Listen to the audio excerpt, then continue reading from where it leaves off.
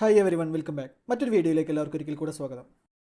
2027 census ഡിജിറ്റലായി നമ്മൾ വീട്ടിലിരുന്ന് തന്നെ ചെയ്തു കഴിഞ്ഞു. ഇനി എന്തിനാണ് സെൻസസ് ഓഫീസർമാർ വീണ്ടും വീട്ടിലേക്ക് വരുന്നത്? ഓൺലൈനിൽ വിവരങ്ങൾ നൽകിയ നമ്മൾ വീണ്ടും അവർക്ക് വിവരങ്ങൾ നൽകേണ്ടതുണ്ടോ? ഇങ്ങനെയൊരു സംശയം നമ്മളിൽ പലർക്കും കാണും. സോഷ്യൽ മീഡിയയിലും ഇപ്പോൾ വലിയ ചർച്ചയാണിത്.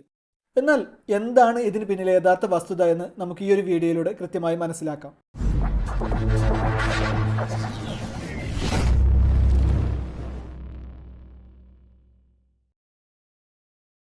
സെൽഫ് എന്യൂമറേഷൻ ചെയ്യുന്നത് എങ്ങനെയാണ് എന്നുള്ള വീഡിയോ മുൻപ് നമ്മുടെ ചാനലിൽ നമ്മൾ അപ്ലോഡ് ചെയ്തിട്ടുണ്ടായിരുന്നു.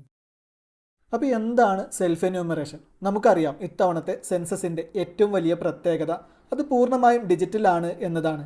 അതിനായി സർക്കാർ കൊണ്ടുവന്ന സൗകര്യമാണ് സെൽഫ് എന്യൂമറേഷൻ അഥവാ സ്വയം വിവരങ്ങൾ രേഖപ്പെടുത്തൽ. നമ്മുടെ മൊബൈൽ നമ്പറും ആധാറും ഉപയോഗിച്ച് ലോഗിൻ ചെയ്ത് നമ്മുടെ കുടുംബത്തിലെ അംഗങ്ങളുടെ വിവരങ്ങൾ നമുക്ക് തന്നെ ഓൺലൈനായി അപ്ലോഡ് ചെയ്യാം. ഇത് വളരെ എളുപ്പമുള്ളൊരു കാര്യമാണ്. അപ്പോൾ നമുക്ക് സ്വാഭാവികമായും വരുന്ന ഒരു സംശയമാണ്, പിന്നെ എന്തിനാണ് എന്യൂമറേറ്റർമാർ നമ്മുടെ വീടുകളിലേക്ക് വീണ്ടും വരുന്നത്? സെൽഫ് എന്യൂമറേഷൻ ചെയ്ത് കഴിഞ്ഞവരുടെ വീടുകളിലേക്ക് എന്യൂമറേറ്റർമാർ വരുന്നതിന് കൃത്യമായ 4 കാരണങ്ങളുണ്ട്. ഒന്നാമത്തേത് റഫറൻസ് നമ്പർ വെരിഫിക്കേഷൻ. നിങ്ങൾ ഓൺലൈനായി സെൽഫ് എന്യൂമറേഷൻ പൂർത്തിയാക്കുന്ന സമയത്ത് നിങ്ങൾക്ക് മൊബൈലിൽ ഒരു SCID ലഭിച്ചിട്ടുണ്ടായിരിക്കും. നിങ്ങളുടെ വീട്ടിൽ വരുന്ന ഉദ്യോഗസ്ഥർ ഈ ഒരു കോഡ് നിങ്ങളോട് ആവശ്യപ്പെടും.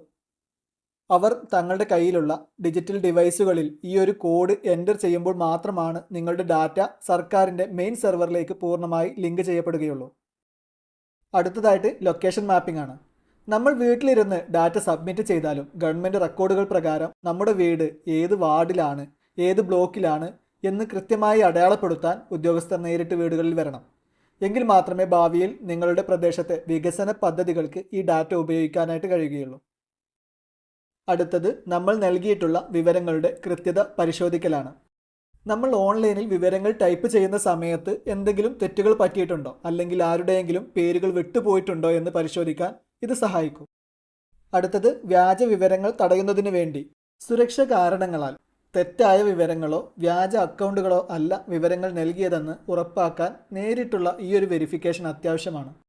അപ്പോൾ പ്രധാനമായും ഈ 4 കാരണങ്ങൾക്ക് വേണ്ടിയാണ് സെൽഫ് എന്യൂമറേഷൻ ചെയ്തവരുടെ വീടുകളിലും എന്യൂമറേറ്റർമാർ സന്ദർശനം നടത്തുന്നത്.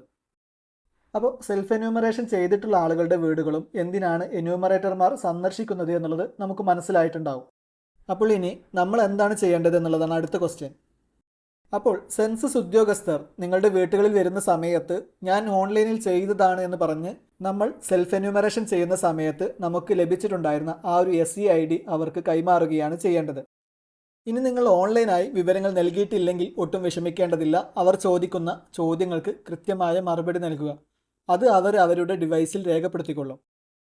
രാജ്യത്തിൻ്റെ കൃത്യമായ വികസനത്തിനും നയരൂപീകരണത്തിനും സെൻസസ് വിവരങ്ങൾ കൃത്യമായിരിക്കേണ്ടത് ഓരോ പൗരൻ്റെയും കടമയാണ്. ഈ പ്രധാനപ്പെട്ട അറിവ് നിങ്ങളുടെ സുഹൃത്തുക്കളിലേക്കും കുടുംബാംഗങ്ങളിലേക്കും ഷെയർ ചെയ്യൂ.